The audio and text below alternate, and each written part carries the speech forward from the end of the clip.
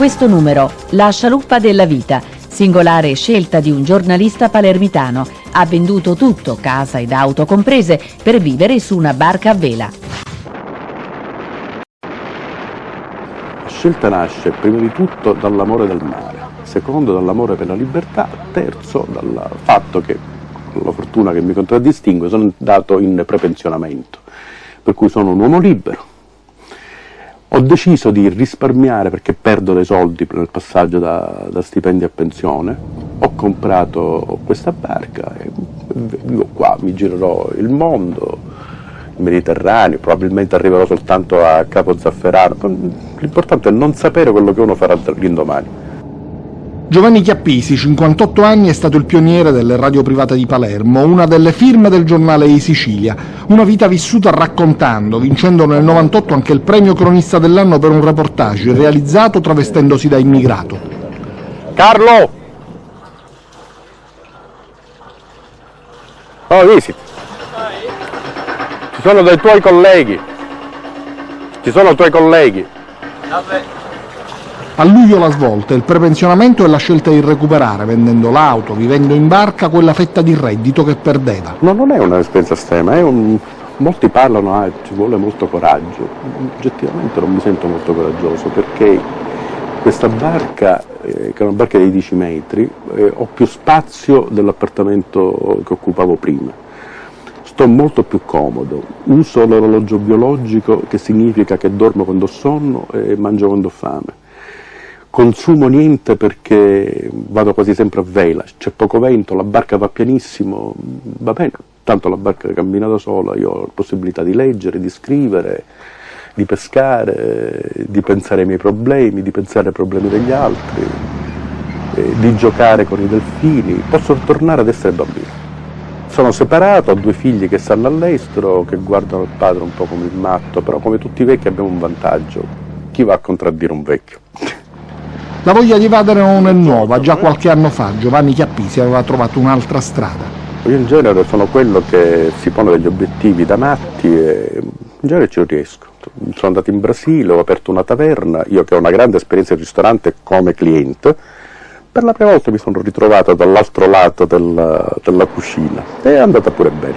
Quella in barca però è un'altra storia, un'altra vita, in simbiosi con un galleggiante. Si vive in simbiosi, cioè tu devi conoscere ogni piccolo movimento della barca e questo ti consente, per esempio, di dormire con mare molto mosso, però di svegliarti quando senti un movimento anomalo. Vivere in 10 metri bisogna stare molto bene con se stessi. Molto bene, ma questo anche secondo me vivere anche in un castello, bisognerebbe stare bene con se stessi. Se uno sta male con se stesso sta male ovunque, sta male con chiunque. Questa barca ha tutte le comodità, ha tutti i 10 metri di lunghezza, un po' come la casa delle bambole. Tutto di notte vengo cullato, che è una cosa che viene negata pure ai bambini di oggi, che hanno il lettino, non hanno più la culla. Ci sono altre difficoltà legate alla sua condizione di vagabondo. Il mio domicilio è un domicilio variabile. Il mio medico di base dov'è? Perché io oggi sto qua, ma nessuno mi può impedire domani di mollare 2 cime e andarmene in Sardegna, in Liguria, da qualche altra parte. Né possono chiedermi quanto tempo starò là, perché può darsi che se ci sto bene ci sto 1 anno, se ci sto male ci sto 1 ora. Bisognerebbe avere una sorta di tessera del vagabondo dove io posso utilizzare il medico di base del posto dove io vado. Non è una meraviglia? Non è l'unica ad aver scelto questa vita. Nel porticciolo di San Nicola l'Arena, poco fuori Palermo, sono già in 5. C'è un ragazzo di 82 anni che vive in barca da 20 e qui accanto c'è una famiglia, marito, moglie e una bambina di 2 anni. Che hanno deciso di vivere in barca. Hanno deciso di vivere in barca. È molto più semplice, tutto sommato, vivere in barca che non in un appartamento. Per esempio qua se aumenta l'IMU io sono dispiaciuto per gli altri, se aumenta la tassa sull'immondizia sono dispiaciuto per gli altri. Cioè io non faccio l'eremita, non ho una mia vita sociale normale. No, torna a Ventola Sud di nuovo. Ventola Sud è diverso. Vabbè. Maestrale un po' più. Vive Maestrale meglio, a mutta. E poi comunque l'ideale sarebbe, quando c'è il barchino, se quella barca la metti accanto a quella di Rino, in modo, Quella piccola che è accanto a me, in modo che io ho possibilità. Però a quel punto io ho lo spazio per poter... Sì, certo, per poter uscire. Vivere in barca, sostiene, non costa molto. Tolte le spese fisse, le quantifichiamo in 400 euro al mese, per tutto, compresa la manutenzione della barca.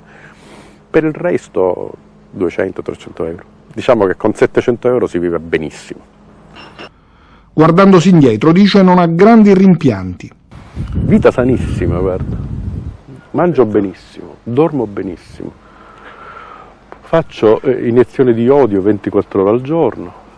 Quando voglio divertirmi, uno dei personaggi di questo porticciolo è sempre disponibile a farsi ascoltare. No, guarda, sto bene, bene, bene. Dico sempre che io sono sempre stato un privilegiato, un fortunato, perché sono riuscito, pur pagando prezzi alti, a fare buona parte delle cose che volevo fare. Ho seguito quello che mi diceva la testa, il cuore e la pancia, che poi sarebbe l'istinto. Alla fine riemerge lo spirito libero che fa ancora sognare alla soglia dei 60 anni. Il mare è l'unico posto dove non ci sono frontiere. Se si trova qualcuno in difficoltà in mezzo al mare, si dà una mano e non gli si chiede nome e cognome, e soprattutto non si guarda il colore del passaporto. Cosa farai domani? Hai progetti? Domani non lo so, ma forse ora, quando ve ne andate voi da qua, forse me ne vado alle Eolie, non lo so, vediamo.